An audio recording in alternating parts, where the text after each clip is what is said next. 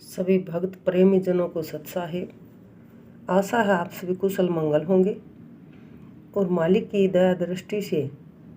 आपके परिवार में सुख समृद्धि का वास होगा और आप खुशी खुशी अपना जीवन यापन कर रहे होंगे। और यही मालिक से दुआ भी करती हूँ कि मालिक आप सबके घरों में सुख शांति और समृद्धि का वास हमेशा बनाए रखें। तो जैसा कि आप अपने कबीर नॉलेज चैनल पर कबीर सागर का ज्ञान सागर सुन रहे हैं, तो कल के एपिसोड में सतगुरु कबीर साहिब जी ने धर्मदास जी को कितने अच्छी प्रकार से श्री राम के विवाह के बारे में समझाया और आगे चलकर राजा दशरथ खुशी खुशी घर आ जाते हैं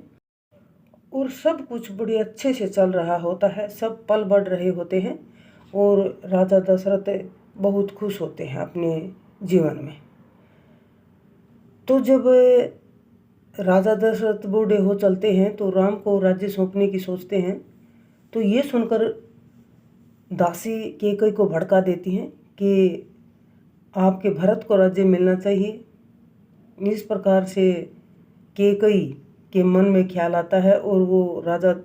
दशरथ के पास जाती हैं और श्री राम के लिए वनवास और अपने भरत के लिए उनसे राज्य मांग लेते हैं। और किस प्रकार से राजा दशरथ अपने पुत्र वियोग को वनवास दे के श्री राम को और प्राण त्याग देते हैं। ये ऐसा इसलिए हुआ कि जब श्रवण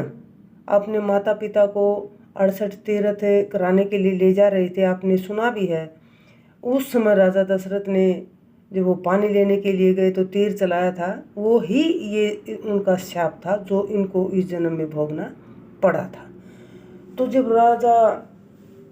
प्राण त्याग देते हैं और भरत को इन सब बातों का पता चलता है, भरत को ये भी मालूम होता कि भाई को वनवास दिया गया है, तो वो उनकी खोज में जाते भी हैं उनको लाने के लिए, लेकिन श्री राम जैसे तैसे करके उनको समझा बुझा के घर वापस भेज देते हैं और चल पड़ते हैं। आगे जाके रावण को जब ये पता चलता है कि राम सीता के साथ किसी वन में डटे हुए हैं, किसी ऋषि की कुटिया में, तो उनको इस बात का ज्ञात होते ही उनके मन में सीता हरण का विचार आता है और मारीच वर्ग सोने का बनाकर वो भेजते हैं और सीता उस पर मोहित हो जाती है और लखन को लाने के लिए भेज देती है कि वो मृग मुझे चाहिए। और किस प्रकार से रावण सीता का हरण करते हैं और किस प्रकार आगे बाली वध होता है, सतगुरु कबीर साहिब जी विस्तार पूर्वक धर्मदास जी को समझा रहे हैं। तो आप सुने। भरत ही बैठे संदेश पुनि, तब ही भयो रवि सांझ, गए जहाँ तहाँ रघुपति, बैठ गए वन मांझ। जैसा कि भरत अपने भैया को लाने के लिए जाते हैं ना, उस समय का ये वृतांत। राम लखन बैठे सियालाई, फिर हो भरत तुम तात दुहाई, फिर हो भरत प्रभु आयसु होई, प्रजा लोक संग सब कोई। राम लखन ओसिए साथा, वन मार्ग लिन है धनुहा था, बहु दिन रह ऋषिन के ठाई, समाचार लंका पति पाई, लिन संग मारिच बलवंता, हरै सिया मन को हरसंता, मारिच ही किन्ह मरग वेशा, नहीं छल बूझे राम नरेशा, मरग को देख नरपत तब भूला, लोभ मोह को वन जो भूला। परगट्यो सांझ अंध भो भवाना, बिगड़्यो मोह जो ज्ञान छिपाना, राम लखन गए मरग ही शिकारा, सीत ही रावण रथ बैठारा, आगे मार्ग रोक जटाऊ,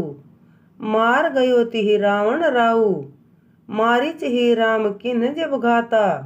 बूझ परी नारद की बाता, सिए हर रावण मार लुटेवा, जाकी जगत करत है सेवा, ढूंढ हो लक्ष्मण वन गोहराई, मोह भयो जब सिया न पाई, मारिच ही मार राम पछिताना, जब ही जटाऊ कही सही दाना, हनुमान मिल पंथ मंझारा, रावण मार्यो राम भुआरा, सुन स्वामी तू त्रिभुवन नाथा, कृपा करो तुम मोरे साथा, हनुमान जब किस अनुसारा, कुशल प्रभाव पूछती ही बारा, बाली सुग्रीव दोई जन भाई, बाली लिन है वद बंधु छुड़ाई, जो प्रभु की जय कपि पर दया, मारो बाली सुनो रघुराया। रामचंद्र ऐस बोले, किन्हें बाली कुक्रम, मारो ताही पल भीतरे, जान कहो अस मर्म। आए रघुपति जह कहे राजा, बाली मार सुग्रीव निवाजा, मार बाली कह एक ही तीरा, बूझो संत गही नहीं पीरा, यह तो भेद जानी है सोई, सतगुरु दया जाही पर होई। तब हनुमान लंक कियो गौना, पहुँचे जहाँ जहाँ रह रवाना, पहुँचे जाए भेंट भैसिया, दैत्य देख वह कौतुक किया, मार ही कपि कह कौतुक जानी, तब हनुमान आप बल ठानी, जारी नगर तब किन्ह्यो छारा, नगर लोक सब कहे बिकारा। तो आय कहो रघुपति सो समाचार, हनुवीर सिंधु बांधी हरि उतरे, दैत्य वदन रणधीर। तो किस प्रकार से हनुमान ने नगरी में आग लगाई, इससे आगे का वृतांत सतगुरु कबीर साहिब जी धर्मदास जी को कल के एपिसोड में समझाएंगे। तब तक के लिए अपना ख्याल रखें, मालिक से अटैच रहें, सब मिलकर बोलो सत साहिब।